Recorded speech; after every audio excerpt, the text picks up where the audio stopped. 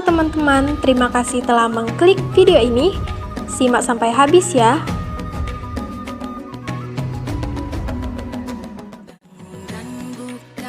Assalamualaikum warahmatullahi wabarakatuh. Halo semuanya, perkenalkan saya Junita Rizkyani selaku siswi SMA Negeri 12 Palembang.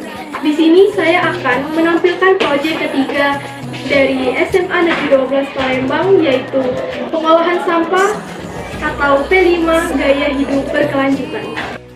Dalam kesempatan kali ini saya akan menyampaikan materi yang pertama, yaitu pengertian sampah organik dan anorganik.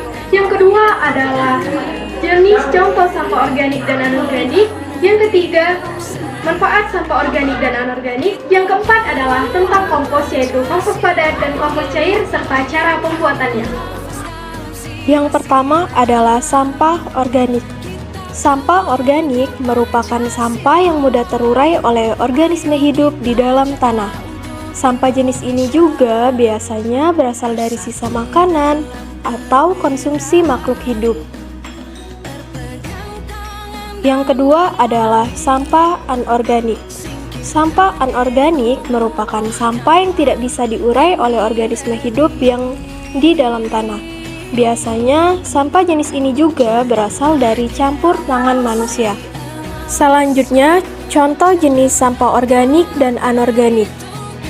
Yang pertama adalah contoh jenis sampah organik. Contoh jenis sampah organik terbagi menjadi dua, yaitu basah dan kering. Contoh jenis sampah organik basah adalah sisa sayur, kulit pisang, buah yang busuk, kulit bawang, dan lain sebagainya. Dan contoh sampah organik basah adalah misalnya kayu, ranting pohon, dan daun-daun kering. Yang kedua adalah contoh jenis sampah anorganik.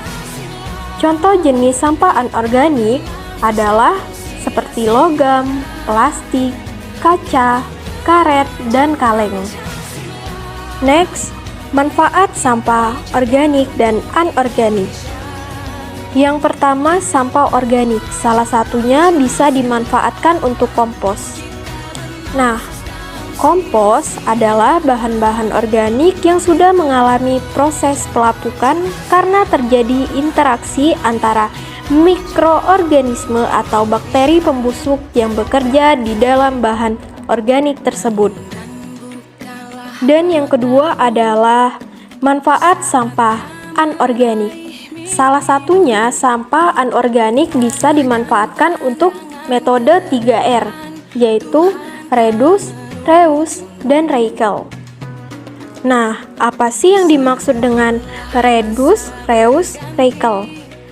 Reduce adalah mengurangi, reuse adalah menggunakan ulang, dan recycle adalah mendaur ulang. Nah, seperti yang sudah dijelaskan, reduce atau mengurangi tumpukan sampah adalah prioritas utama dari konsep 3R. Artinya, kita disarankan untuk meminimalisir penggunaan produk yang nantinya menjadi sampah. Mengapa demikian? Sebab dari mengurangi produksinya sejak awal akan sangat membantu menurunkan potensi timbunan sampah yang dapat merusak lingkungan. Contoh penerapan langkah reduce ini yaitu dengan membawa botol minum atau lewat penggunaan peralatan makan sendiri seperti sendok dan garpu saat berpergian sehingga bisa dipakai berkali-kali dan mengurangi penimbunan sampah. Yang kedua adalah reuse. Reuse berarti menggunakan kembali. Bagaimana maksudnya?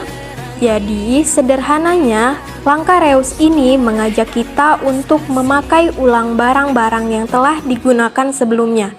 Dengan begitu, kita pun dapat mengurangi kemungkinan sampah yang ditimbulkan dari produk sekali pakai. Dan yang terakhir adalah recycle.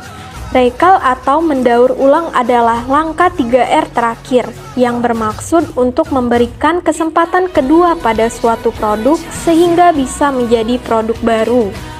Dengan demikian, produk baru hasil daur ulang tersebut dapat dimanfaatkan kembali sehingga tidak hanya menjadi tumpukan sampah yang mencemari lingkungan.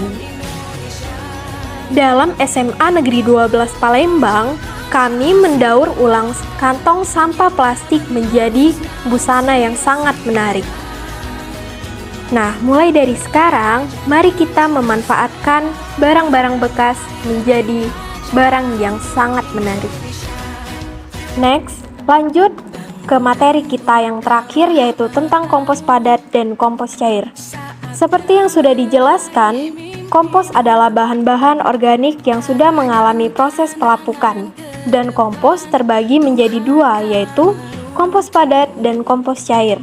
Kompos padat merupakan pupuk organik padat. Salah satunya jenis pupuk kompos yang berbentuk padat, biasanya berasal dari bahan organik atau limbah rumah tangga. Contohnya sisa makanan, sisa sayur, kulit nanas, kulit jagung, dan lain sebagainya.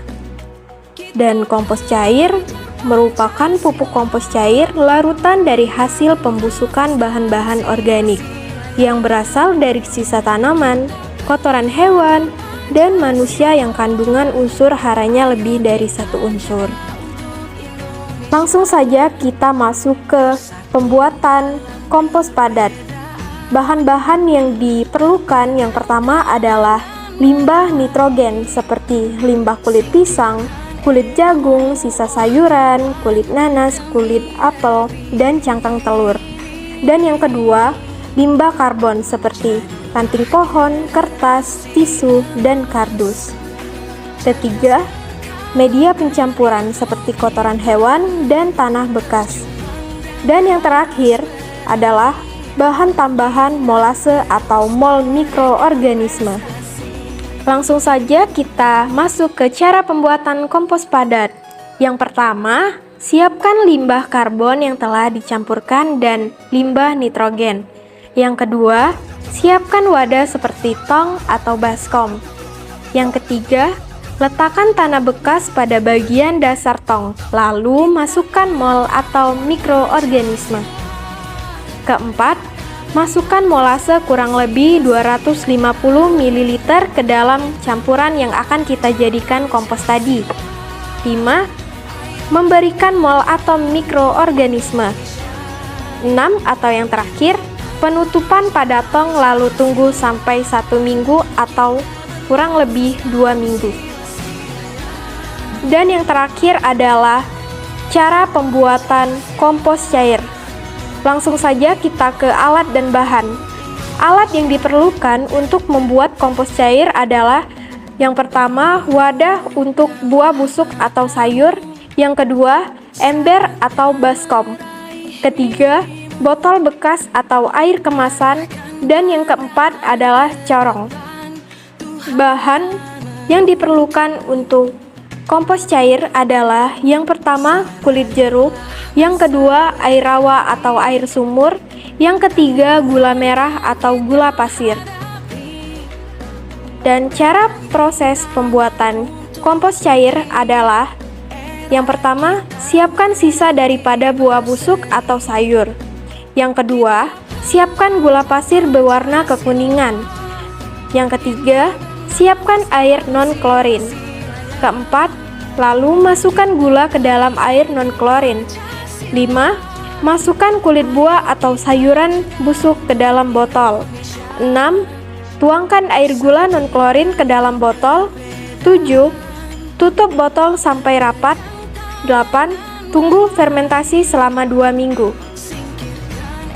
Setelah mengetahui alat dan bahan dan juga cara pembuatan kompos cair, kita juga harus tahu apa sih manfaat dari kompos cair tersebut.